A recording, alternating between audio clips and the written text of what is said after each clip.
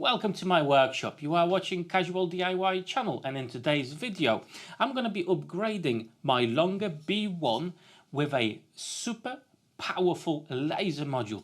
Now the one that I currently have is 30 watts, so for a diode laser that's pretty powerful. But hold on to your hat, as Longer has just released even more powerful module that's 40 watts. You can get the upgrade package, and that is your 40 watt beast for the Longer B1 frame. So in today's video I'm going to be upgrading my laser. We're going to go through every single step to make that happen, plus I'm going to have some extensive testing especially for you guys, so you can see exactly what this beast is capable of doing. So without further ado, let's swap the modules over. And here are the components that you're gonna get in your upgrade package. So you've got some wiring, tools to make it happen, new power brick, attachment to your motherboard, obviously the module itself, some screws and some cable ties. First of all, we need to remove the old module.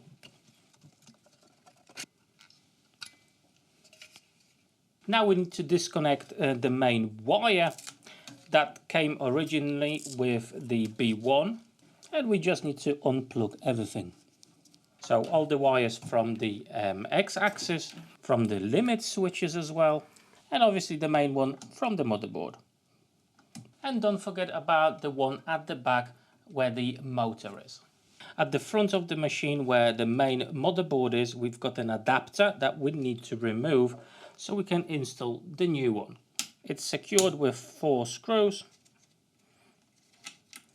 so we need to undo them, try to carefully unplug it, and now we can install the new adapter. And now we can secure the adapter back in place. Okay, now it's time to actually remove the main wire and replace it with the new one, so I'm gonna flip this over. And as you can see on this side, one of the pulleys is actually holding the wire back, so we do need to remove the pulley first. Then the bolt itself, we just need to undo it, just like so. And now we've got clear access to our wire. Don't forget about fishing out the wire that's at the back. So I do suggest to take this plastic cover off. You're just gonna have better access to it. It's just a little bit easier to do it that way, I think. And just pull them out. There you go, that's the old wire out, and now we need to install the new one. You're not gonna make any mistakes here. That goes to the adapter at the motherboard. This cable that goes out in the middle needs to go to the Y motor, and that bit, the rest, goes to the X-axis. So again, we can thread that through. The biggest hassle will be trying to get this one to the Y motor. It wasn't too bad, to be fair. I think it's solid enough to go through quite easily.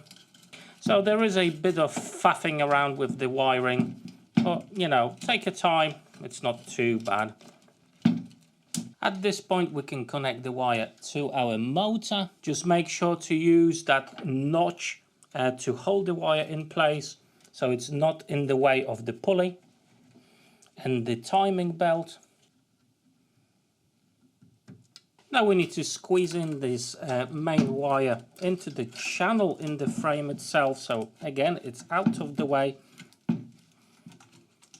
And in the frame here you do have a cutout for the main wire itself, so you know exactly where they need to be, and plug it all in. You've got 3 wires here. This one is for the Y-axis limit switch, which is just on the side of the frame, just over here. And then the remaining 2 wires in the new adapter. Now let's install back the pulley itself. And as you are doing this, make sure the tension on your belts is correct. With everything set up, we can put the plastic cover back on. Let's install the remaining wires. So we've got the limit switch at the top here. Then we've got the cable for the motor itself. And the remaining 2 wires connections are for the laser module itself, which will go just at the back here. And now what's left to do is a bit of cable management with some cable ties that came with this set. And don't forget to add back on your hose pipe for the air assist. Make sure that your x-axis moves freely, that the tension on the pulleys are correct, and that the wiring is in the correct position and it's not in the way. Now, as you've seen, it wasn't too bad at all. A bit of a fuffle with the wiring, but nothing major, to be absolutely honest with you.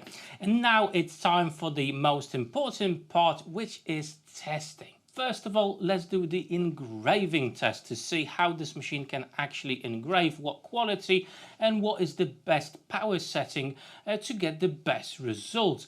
After that, we're going to do the cutting test. So I've got 4mm plywood, 5mm plywood, 6mm plywood. And if the performance on the 6mm plywood will be really good, then tell you what, I do have 8mm plywood sheet, and we can try that as well. After cutting plywood, we're actually going to head over to cutting wood itself. I've got a few pieces of pine. I want to cut different thicknesses to see what it can actually tackle. Do have a couple of pieces of hardwoods as well. You know, it is 40 watts. We'll see how that's gonna go as well. And plenty more after that. If you don't have a cup of coffee in your hand, well, pause this video, make one, and let's have a look what this machine is capable of doing. Right, and first of all, let's set up the focal point for our laser. You've got a retractable little foot over here that needs to come with contact with your material. Undo the screw, lower the machine down, lock it in place, retract the foot, and we're ready to go. Right, and so a couple of facts and figures with this machine. If you haven't watched my previous videos on the B1, the working area here is quite large, 450 by 440 millimeters. As I said, you know, the new module itself, 40 watts, that's plenty of power. The laser spot size is 0.10 by 0.15 millimeter.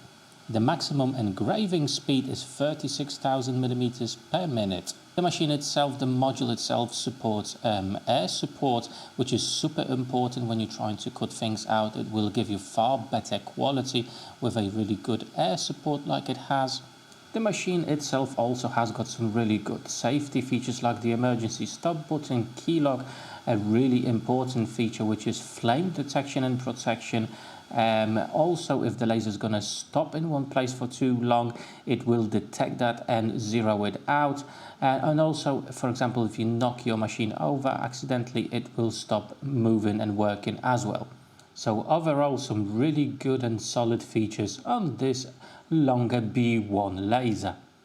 Okay, let's have a look at the results. Now, I did try to anticipate that it is a more powerful machine with a really strong module. So I've started the test from 5,000 millimeters per minute. Look at that. Seriously, that is so deep. This is 5mm plywood, and look how deep it actually went at 100% power. Now, the maximum speed of this machine is 36,000 millimeters per minute, and even at 20% power, look how dark that is. Unbelievable. And at 36, 60% there, that is still quite deep as well. Really, you are looking at engraving in the spectrum of 20 and 40%, even at this type of speed. Right then, let's test out the cutting capabilities then. And you know, I don't think this was a big of a surprise. 4mm plywood, all the tiles are gone. And I've actually started from 200 millimeters per minute right up to 500. This is 4mm plywood. Look at that. All of them came out, no issues at all. Plenty of power under the hood. Let's try 5mm plywood sheet next. This time I reverted back to my original speeds and settings. So we started with 100% power. and 100 millimeters per minute, and we went up to 400 millimeters per minute. So yeah, great performance. Let's do 6mm ply now. Okay then, so 6mm ply. Let's see what results we got on this one. I wasn't expecting that. I was thinking that, you know, some of them will actually stay in place. But yeah, 6mm ply. And just to prove you that, you know, this is 6mm. There you go. Right, I think it's time for that 8mm ply. That's unbelievable. 8mm plywood. It's actually a little bit more than 8mm in thickness. So yeah, that is pretty heavy. Let's have a look if I can. Oh, look at that. Even more are coming out. And I think I can get this one out as well. Let's have a look. Yeah, that's coming off as well. Absolutely insane. 8mm plywood. 300mm, 90% power. Now, I wasn't expecting that good of a result. No more are coming out. They're definitely solid in there. But yeah, check that out. 8mm ply. Absolutely amazing performance. Okay, so I've got 3 pieces of pine. 14mm, 17mm and 24mm. Check that out. 24. I wonder how many passes it will need to go through that. So let's have a look how it performs.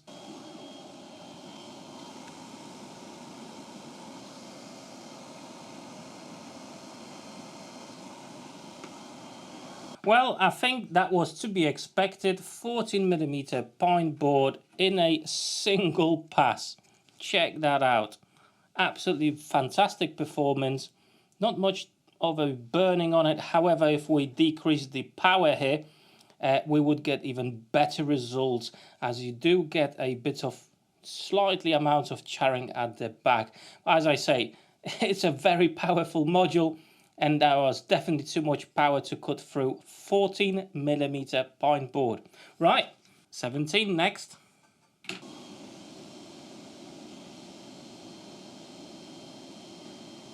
Okay, absolutely insane. 17mm pine board in a single pass. And as you can see, it's still plenty of charring due to the amount of power this machine can produce.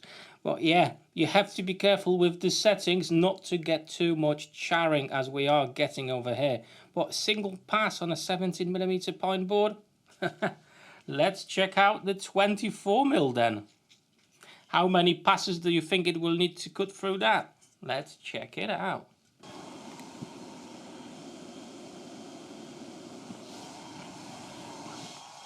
Thing that almost went through, you know, on a single pass. Now it's still quite solid. Okay, let's give it another pass.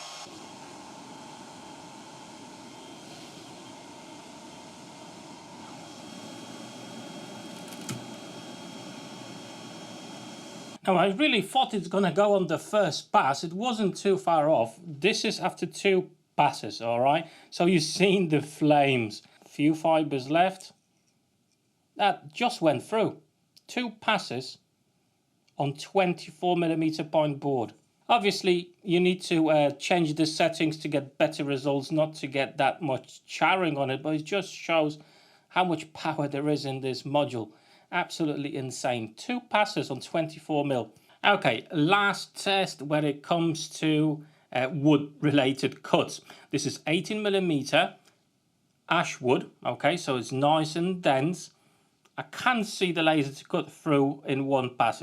It cannot happen, okay? I'm saying probably about 3 or 4 passes for the laser to cut through ash, as it is quite dense wood. Okay, let's have a go at it.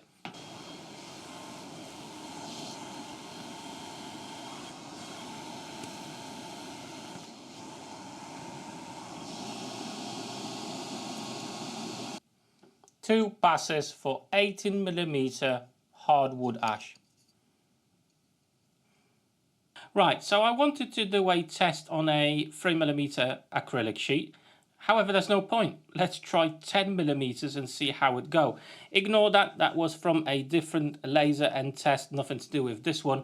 But yeah, I just need to figure out the settings for this so it doesn't actually melt it too much and it does cut through. So let's have a look at it.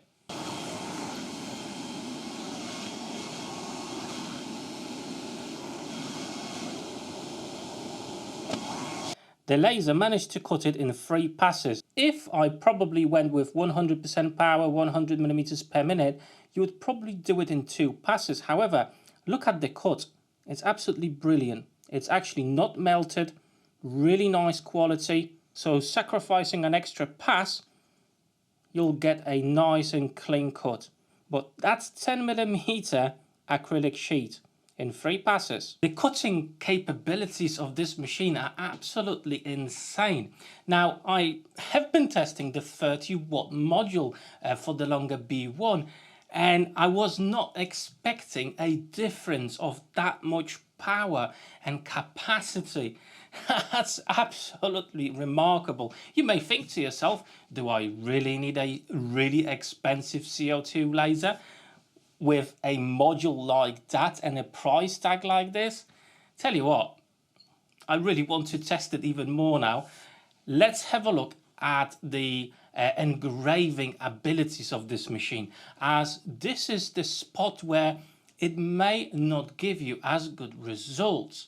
The reason for that, the more powerful the laser is, the more wattage it has, the larger the laser spot is. And for this module, the laser spot is 0.1 by 0.15. So yes, it is a bit of a larger laser spot, but that's how it all works. Let's have a look what type of engravement we can actually achieve with this.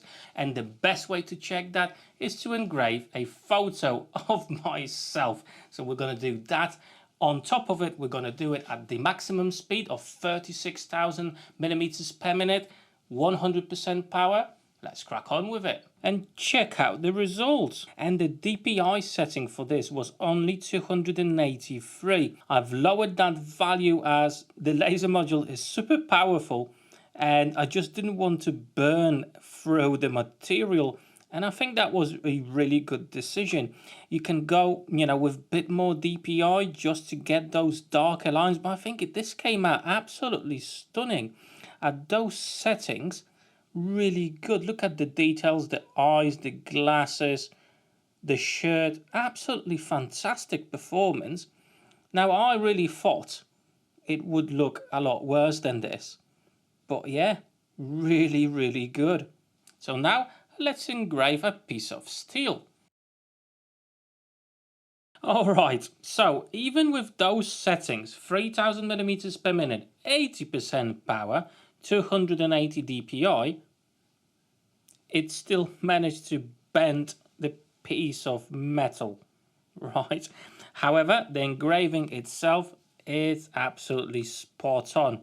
Nice dark motifs, really good quality, no issues with that. But for sure, we can go much lighter or quicker with the settings, so we're not gonna get those issues like that. So let's try different settings. I've got this piece of aluminium business card. Let's try to engrave something in that and see what type of results we're gonna get. And check this out. Came out beautifully. Absolutely fantastic. And yeah, go ahead and subscribe to my channel as well, guys. Thank you if you did. Really nice results there. Let's engrave a piece of slate. Right, let's have a look what we've got. And again, beautiful performance, no issues at all. And to be fair, it's actually deeper than I thought it's going to be. You probably should go even with lighter settings, but yeah, look how cool that came out. Now it's time for the final engraving test. White ceramic tile. And check out the results. This is actually super deep. Way too much power for this one, that's for sure. But yeah, I'm really surprised how deep this actually went in. Okay, so as you've seen, the performance of this module is absolutely solid. 8mm plywood, 300 millimeters per minute, 90% power, and it managed to get through. Comparing to the 30 watts, I do have a video on that, so if you do want to see the comparison of the performance, I'm going to leave a link to the 30 watt video down below in the description of this video, so you can go and have a look and check it out. But yeah, 40 watts, definitely a game changer. However, from a different perspective, what actually does it give you apart from going through thicker materials? Well, what you can do is to save time. Thanks to so much power, you can go a lot quicker with your projects. So for example, instead of going cutting out something 200 millimeters per minute, you can go 500 millimeters per minute or even more, depending on the project itself and on the material. Same with the engraving. Because you've got so much power, you can go a lot faster and still get really good results. So what I'm getting at, it's saving time, and as we all know, time is money. On top of it, I think this is a very well priced machine with that 40 watt module that I don't think there's many competitors doing a solid machine like this with a module of that power. So it's definitely a product worth checking out. And there you go, guys. I hope this video was informative and it delivered you some really good information. If you've got any more questions, you know where the comment section is. However, before you go, I do have some really cool playlists just over here for you. Check it out. Maybe there will be some more videos that you could be interested in watching. So hopefully I'll see you on one of those videos there. Take care.